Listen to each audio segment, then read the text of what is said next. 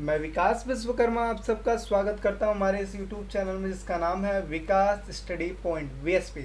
सो friend, इस video में हम बात करने वाले हैं क्लास 10th NIS बोर्ड का जो सोशल साइंस का फर्स्ट चैप्टर जैसा कि आपको पता है किसका है, हिस्ट्री का है। तो हिस्ट्री के फर्स्ट चैप्टर के बारे में बात करने वाले हैं। चलिए वीडियो स्टार्ट करते हैं। देखिए, ये है आपका फर्स्ट चैप्टर का नाम है प्राचीन विश्व। प्राचीन का मतलब क्या होता है, पुराना। क्या होता है, पुराना। ये पुराना विश्व के बारे में यानी कि पहले की दुनिया के बारे में बात हो रही है कि हमारा मतलब जो पास्ट है वो कैसा था। तो ये है आपका चैप्टर नंबर फर्स्ट। ठीक है, तो समझते हैं कि जो हमारा प्राचीन इतिहास है उसको समझने के 3 जरिए हैं। कौन कौन से, एक उनको डिवाइड कर दिया गया है कौन कौन सी चीज़ों में, प्रागैतिहासिक काल, आद्य ऐतिहासिक काल और ऐतिहासिक काल।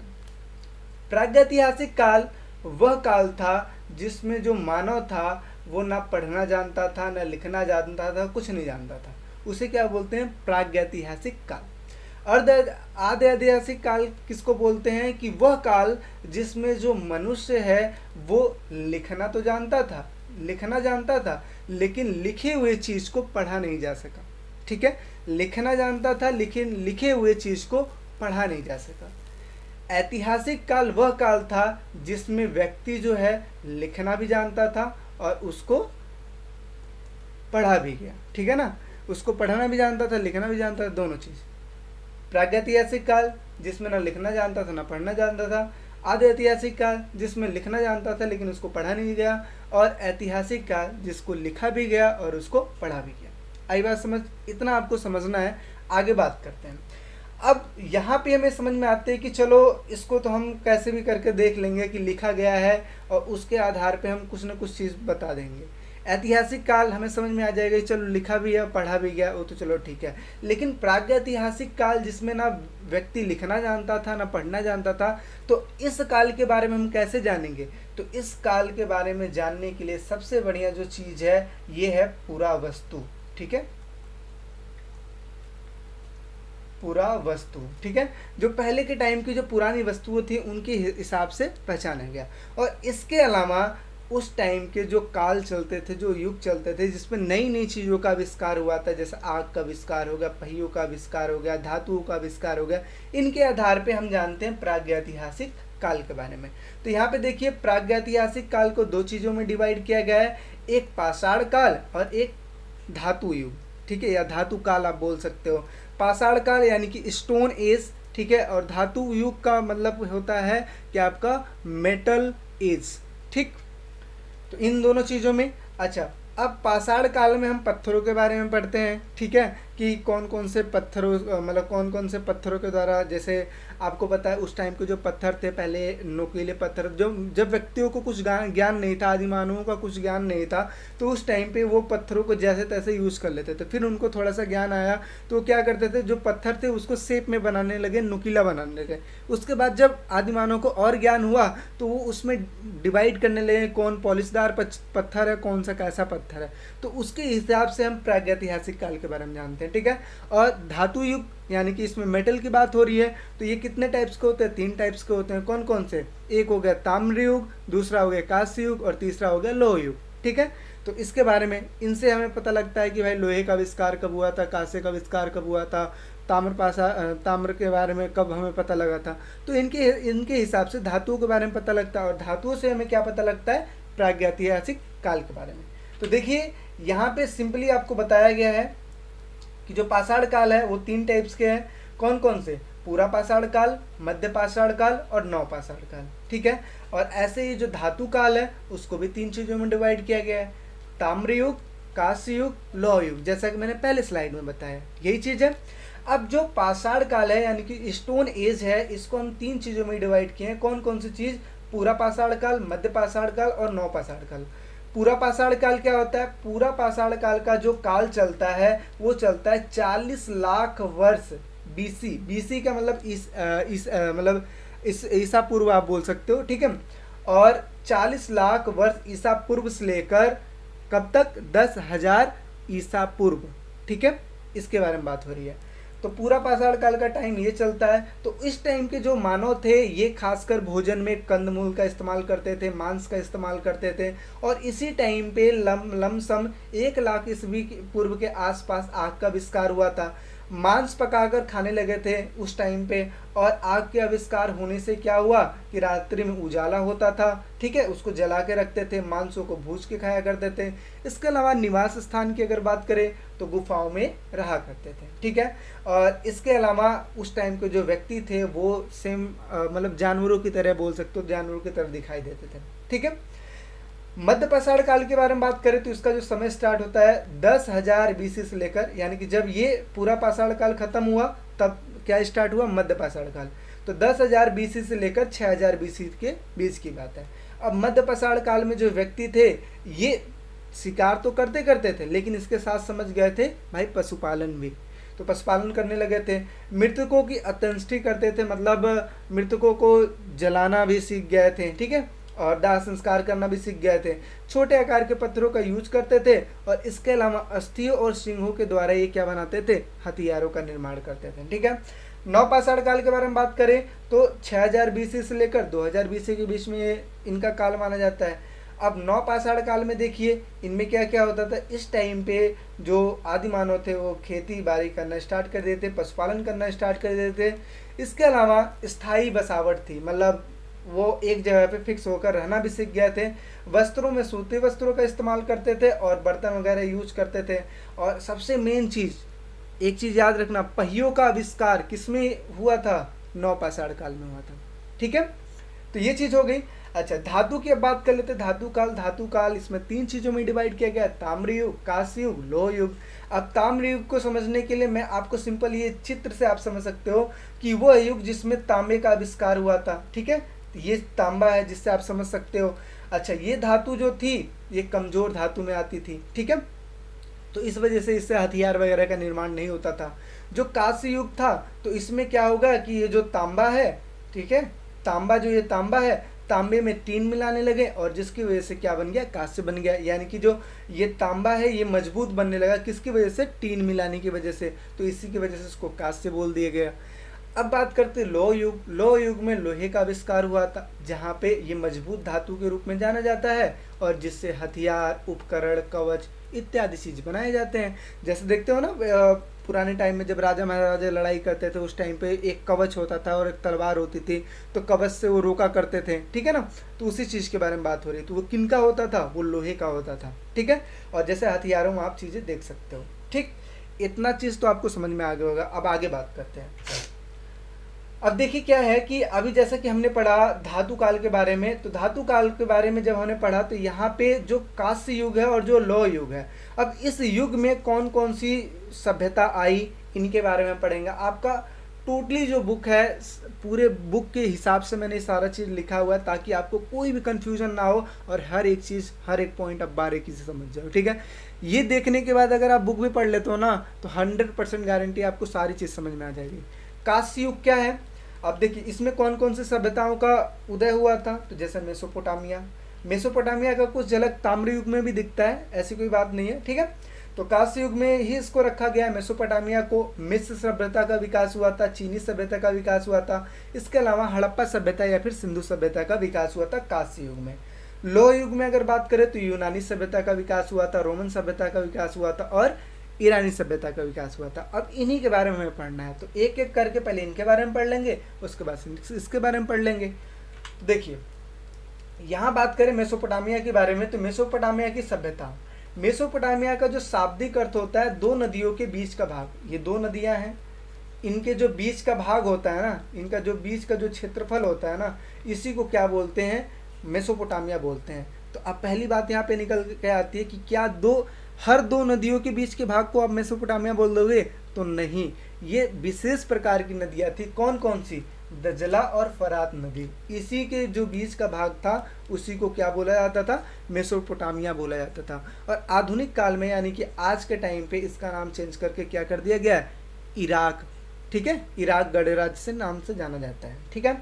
इसके अलावा इन नदियों में बाढ़ आने से जमीन में उर्वरक शक्ति बढ़ जाती थी। अब जाहिर सी बात है कि ये नदियों में बाढ़ तो आएगी, तो आसपास के जो मिट्टी होती थी उसमें उर्वरक शक्ति की जो मात्रा थी वो बहुत ज़्यादा हो जाती थी, जिसकी वजह से यहाँ पे फसल वगैरह बहुत अच्छे प्रकार से होती थी, ठीक है, जिससे फसल अच्छी होती थी। व्यापार की बात करें तो ये अपने क्षेत्र में व्यापार के साथ साथ समुद्र पार व्यापार भी करते थे, अपने क्षेत्र में व्यापार करते ही करते थे, समुद्र पार भी करते थे।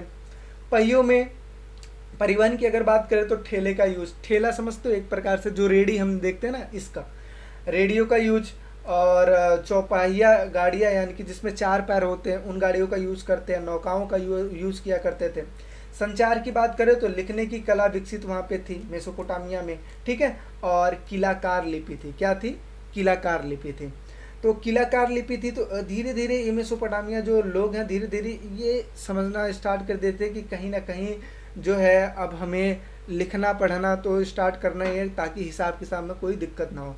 तो किलाकार लिपि थी, तो किलाकार लिपि थी तो इस टाइम पे क्या था, किलाकार लिपि में ये क्या करते थे, गीली मिट्टी होती थी उसको, गीली मिट्टी को एक मतलब उसमें पानी डाल के सॉरी जो मिट्टी थी उसमें पानी डाल के उसको गीला कर देते थे, फिर उसको बराबर करके और एक सरकंडे जैसा लक्कड़ टाइप में होता था उससे क्या करते थे, इस पे लिखा करते थे और इसके बाद उसे धूप में सुखा देते थे, ठीक है। तो ये किलाकार लिपि यही थी, इसी को किलाकार लिपि बोलते हैं। इसके बाद बात करते हो तो धार्मिक में ढेर सारे देवी देवताओं की पूजा करते थे, जैसे आकाश देवता, सूर्य देवता, पवन देवता इत्यादि, ठीक है, इन सब की पूजा किया करते थे। आगे अगर बात करें मिस्र सभ्यता की, तो मिस्र को अक्सर नील नदी का तोहफा कहते हैं। क्या कहते हैं? तोहफा कहते हैं, क्योंकि बाढ़ आने पर यहाँ की उर्वरक शक्ति बढ़ जाती थी, ठीक है। सिंचाई प्रणाली अच्छी थी, हर कस्बे या शहर में मंदिर एक खास देवता को समर्पित होता था, यानी कि हर कस्बे या शहर में एक मंदिर होता था जिसमें एक विशेष प्रकार के देवता थे और जिसमें वही सिर्फ देवता थे, ठीक है। आगे बात करते हो तो व्यापार समुद्र पार भी हुआ करता था और प्राचीन मिस्र वासियों को गणित की, खास कर रेखा गणित की अच्छी जानकारी हुआ करती थी, ठीक है। तो अच्छी जानकारी हुआ करती थी, ठीक है, रेखा गणित के बारे में। तो ये मिस्र सभ्यता के बारे में हो गई। अब बात करते हैं चीनी सभ्यता के बारे में। तो देखिए चीनी सभ्यता को समझना है तो देखिए यहाँ पे लिखा है कि ऐतिहासिक साक्ष्यों के मुताबिक चीन की जो शुरुआती जो शासक थे वो कौन थे? सांग थे। कौन थे? सांग थे। आगे सांग को क्या होता है कि चाऊ नाम के एक शासक जो 1122 ईसा पूर्व में सांग वंश की सत्ता को खत्म कर देते हैं। फिर लेकिन चाऊ राजा इतना शक्तिशाली नहीं हुआ जो पूरे साम्राज्य को अपने काबू में रख सके। चाऊ के शासक काल में लोहे का इस्तेमाल होने लगा, ठीक है, इसे जिससे क्या हुआ कि कांस्य युग की समाप्ति हो गई। अब धीरे धीरे क्या होने लगा, कांस्य युग की समाप्ति हो गई क्योंकि लोहा आ गया तो कांसों का ज़्यादा यूज नहीं होने लगा, क्योंकि लोहे से ही उपकरण बनाने लगे, हथियार बनाने लगे, इत्यादि चीज़ें बनाने लगे। आगे बात करते हैं ईसा पूर्व 2021 में चीन राजा, जो चीन नाम ही था, किसका? राजा का नाम था चीन, ठीक है। जो चीन राजा थे वो चीन के शासक बन गए, ठीक है।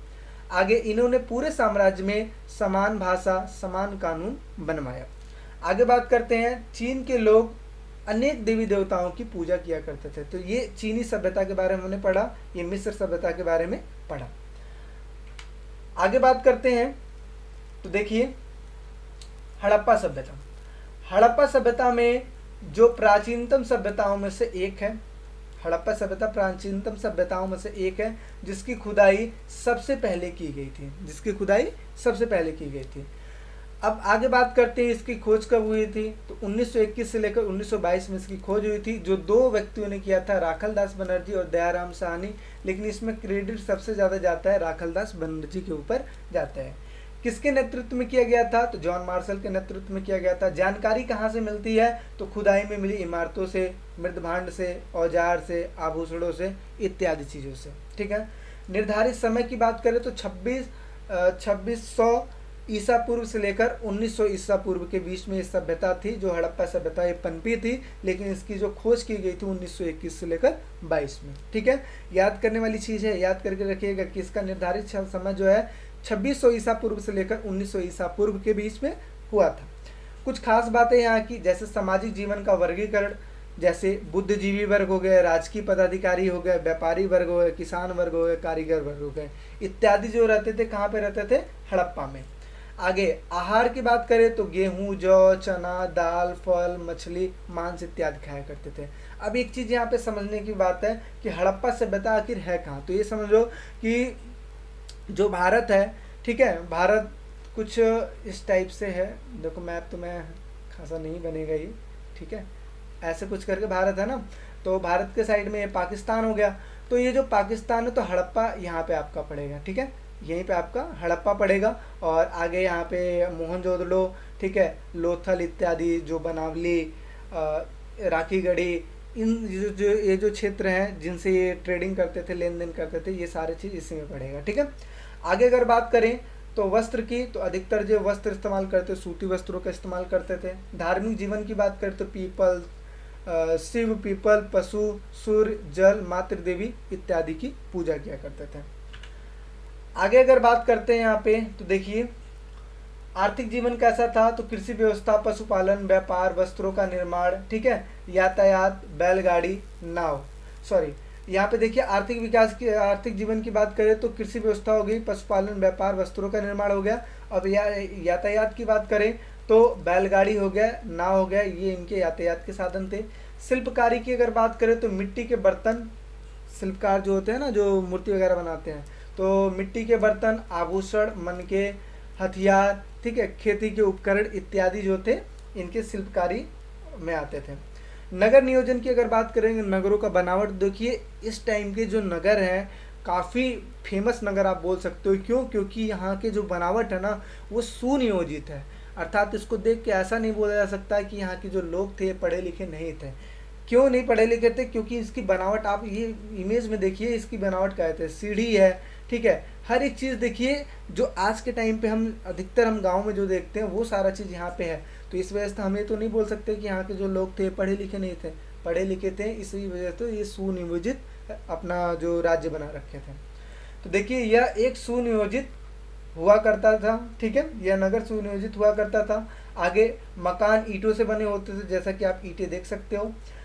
नगरों में चौड़ी सड़कें बनाई जाती थी जो एक दूसरे को समकोण पे काटते थे, यानी कि सीधे तौर पे, जैसे आप देखते हो ना सीधे तौर पे काटते तो ये चौराहा बन जाता है, तो ऐसे ही सड़कें खड़ंजे हुआ करते थे और प्रकाश की व्यवस्था भी हुआ करती थी। आगे बात करते हैं, नगर दो हिस्सों में बटा हुआ करता था, दुर्ग तथा निचला शहर, यानी कि दो हिस्सों में नगर बटा करता था, एक दुर्ग हो गया, दूसरा निचला शहर। दुर्ग मतलब एक तरीके से किला जहाँ पे राजा महाराजा वगैरह रहा करते थे, और निचला शहर जहाँ पे सारे लोग रहा करते थे, उनके व्यापारी, शिल्पकार, जितने भी लोग थे वो सब रहा करते थे। यहाँ पे विशाल स्नानागार भी मिला हुआ है। आगे अगर बात करें तो इसका पतन कैसे हुआ, तो पतन देखो इसमें कई सारे मतभेद है। जैसे आपने मोहनजोदाड़ो का एक पिक्चर भी आया था, तो उसमें भी बाढ़ दिखाया गया है कि बाढ़ की वजह से हड़प्पा का पतन हो गया था। तो देखिए मतलब इसका पतन के कुछ साक्ष्य, जैसे अत्यधिक बाढ़ आ गया था, इसकी वजह से शायद हड़प्पा का अंत हो गया होगा, भूकंप आ गया होगा, इसकी वजह से अंत हो गया होगा, अकाल और महामारियाँ आ गई होंगी, जलवायु परिवर्तन हो गया होगा, या फिर वनों की कटाई हो गई होगी जिसकी वजह से जो वनों के जो जंगली जानवर थे वो अटैक कर दिए होंगे, इस वजह से वो सभ्यता खत्म हो गई, या फिर नदियों का सूख जाना या फिर मार्ग बदल लेना, ये भी हो सकता है। इसके अलावा भूमि का अत्यधिक उपयोग जिसकी वजह से हड़प्पा का पतन हो सकता है, ठीक है। तो ये कुछ साक्ष्यों के आधार पर लिखे गए हैं। अब कंफर्मेशन ये नहीं है कि इसमें से एग्जैक्ट कौन सी चीज़ें हैं, ठीक है। आगे अगर बात करते हैं तो देखिए जैसा कि ये चीज़ मैंने बताया, कांस्य युग में ये सारा चीज़ आता है, मेसोपोटामिया, मिस्र सभ्यता, चीनी सभ्यता, हड़प्पा सभ्यता, ठीक है। लो युग में क्या आता है, यूनानी सभ्यता, रोमन सभ्यता और ईरानी सभ्यता, ठीक है। और ये सारी चीज़ साक्ष्य के ऊपर लिखा गया है, साक्ष्य के हिसाब से बनाया गया है। तो देखिए अब तो हमने ये चीज़ पढ़ लिया मेसोपोटामिया के बारे में, मिस्र के बारे में, चीनी सभ्यता के बारे में, हड़प्पा के बारे में। अब बात करते हैं लौह युग, ठीक है, लौह युग के बारे में। तो लौह युग क्या है, पहले इसके बारे में समझते हैं। तो लौह युगीन समाज क्या का अर्थ क्या होता है। लौह युग से अभिप्राय उस समय से है जब लोहे का उत्पादन बड़े पैमाने पर शुरू हो गया, ठीक है। दूसरा, यह करीब 3000 साल पहले आरंभ हुआ था। आगे, लोहा, तांबा, कांसा से बहुत सस्ता और मजबूत था। अगर लोहे की बात करें तो तांबा और कांसे से बहुत सस्ता भी होता है, और क्या होता है, सस्ते के साथ साथ ये बहुत ज़्यादा मजबूत हुआ करता है। आगे अगर बात करें तो लोहे से औजार, हल, पहिया, भारी तलवार, कवच इत्यादि चीज़ बनाया जाता है। तो आई थिंक आपको सारी चीज़ें आपको समझ में आई होंगी।